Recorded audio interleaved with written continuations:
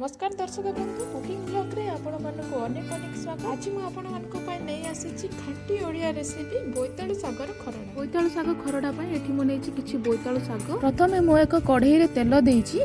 तेलटी गरम हबा परे सोरिष जीरार फुटण पकई दउछि। फुटण फुटिला परे कटा हैथिबा पियाज कंचा लंका और रसुण को पकई के तापरे मु दीटा कटा टमाटो पकई दउछि।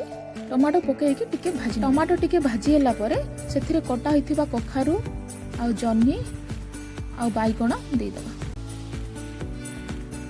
परिवाटा टिके सॉफ्ट हो गलानी। एबे हमें कटा होइतिबा साग को पकई दबा। साग पकई सारला परे अल्प समय पे घोड़े दबा। एबे हमें साग को धीरे धीरे घांटिबा जेमती परिवा और साग भल से मिसी जिवो। तापर एथिरे हमें स्वाद अनुसार लूण दे दबा। लूण पकई की घांटी नबा। तो वर्तमान प्रस्तुत हो गला हमर बोईताळु सागर खरडा।